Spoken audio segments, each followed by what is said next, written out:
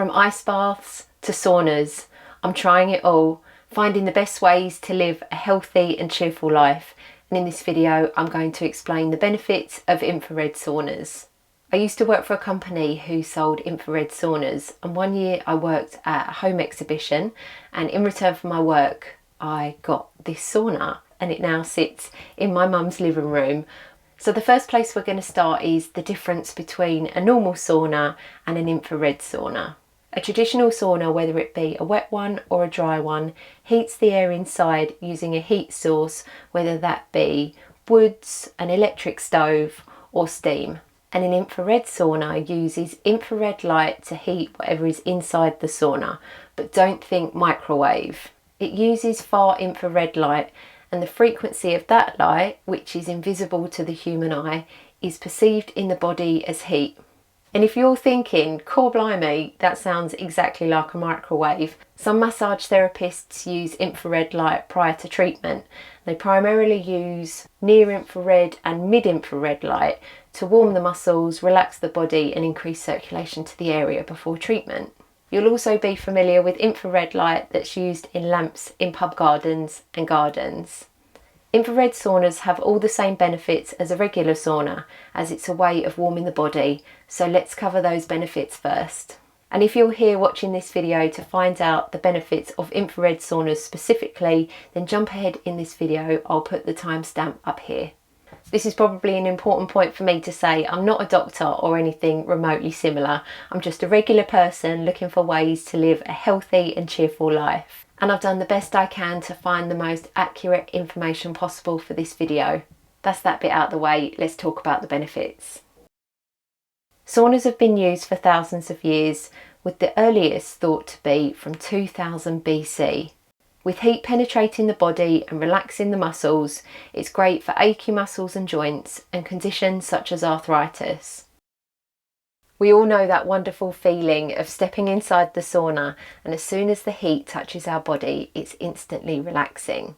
It's now known that stress is a contributing factor towards disease.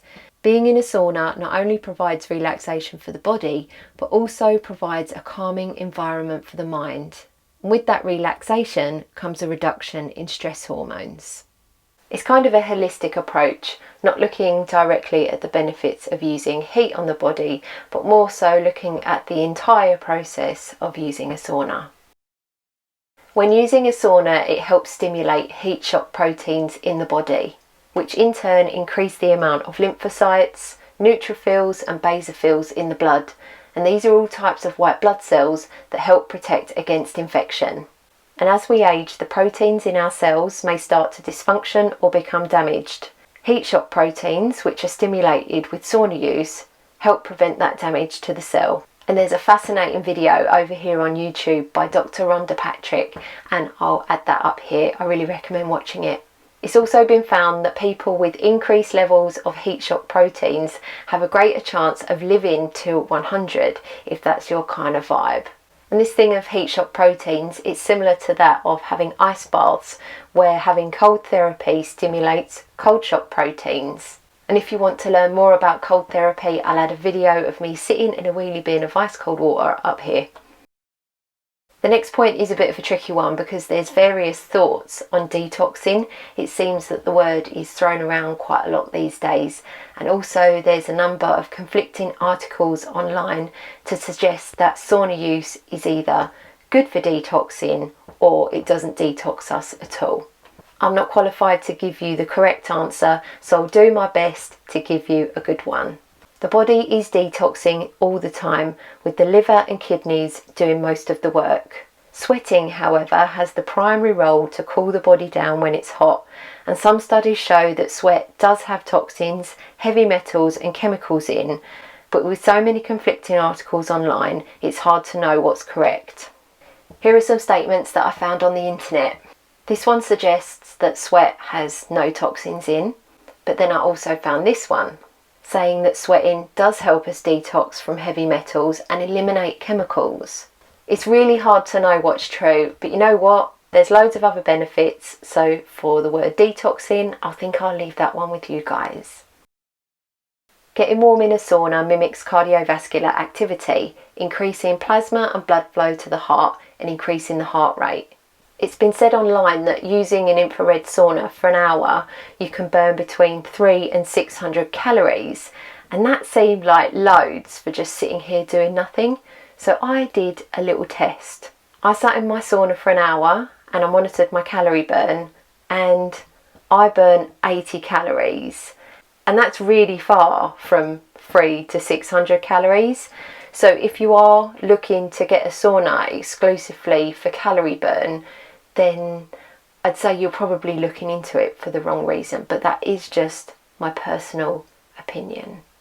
Saying that, past LT, maybe using a sauna could be really good for someone who leads an inactive lifestyle, whether that be out of choice or not out of choice. At least using a sauna will gently increase the heart rate and just give a little bit of mild cardiovascular activity.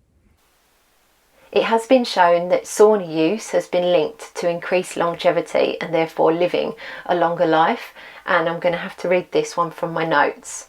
A 20-year study was conducted on men aged between 50 and 65, and it showed that those who had 4 to 7 saunas a week had a 40% decrease in mortality, and that mortality wasn't linked to any accidents, it was just linked to diseases such as cancer and heart disease. So essentially that tells us that using a sauna can help us live longer. How mega is that? And just to let you know, that study was done using a traditional sauna, but I would imagine that the results would be pretty similar to an infrared sauna because both are increasing body heat, increasing circulation, and also stimulating heat shock proteins and all that jazz. So that leads me nicely to, what are the benefits of infrared saunas specifically? Unlike traditional saunas, infrared saunas operate at a lower heat. A regular one is about 160 to 190 degrees Fahrenheit, whereas an infrared sauna is about 110 to 140 degrees Fahrenheit. And just because there's less heat, it doesn't necessarily mean that there's less benefits. The lower temperature may be good for people that can't tolerate heat, plus the lower temperature means that you can sit in here for far longer without getting that suffocating feeling of the hot air around us.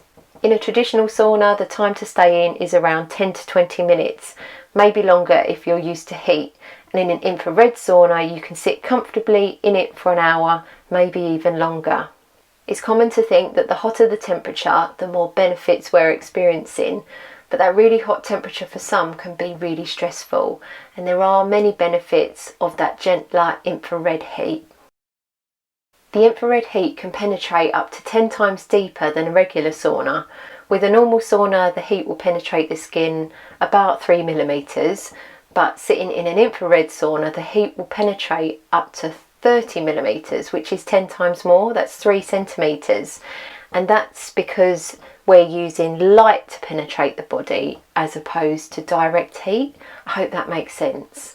A joint like the elbow or the knee, for example, with 3 centimeters of heat penetration, that means it's going almost all the way through the entire joint. And with that heat comes an increase in repair to the area. I'll add another great video up here of a great explanation of how infrared heat can really help with pain in the neck and the back. Unlike a traditional sauna, there isn't any plumbing or special fittings required for an infrared sauna, and this for me is the biggest benefit. It just plugs into a regular household socket and away we go. Each of these carbon panels are essentially energy saving light bulbs, so they use very little energy.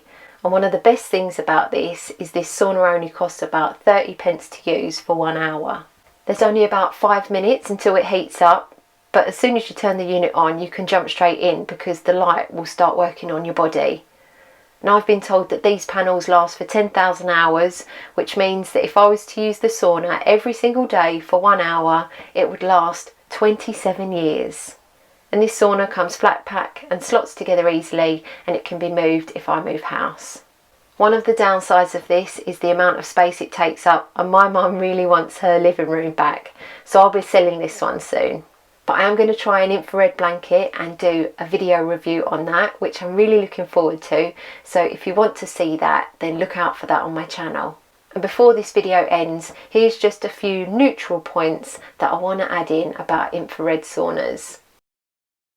I have read that an infrared sauna induces a deeper sweat than a regular one because the heat penetrates deeper into the skin. And this is said to be 7 times more effective at removing toxins and heavy metals from the body. I'm not entirely convinced about this, only on the fact that our sweat glands are located 3 to 5 mil underneath our skin, and that 3 to 5 mil, then a regular sauna will hit that area.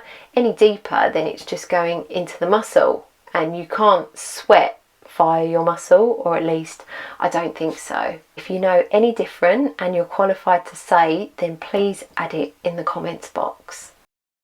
Infrared light is said to be antibacterial, antifungal and antiviral, but from the research that I've done, it seems that near and mid-infrared light has those properties and not necessarily the far infrared light that's coming from these saunas. I really wish I had access to a doctor and a laboratory and we could put all these things to the test.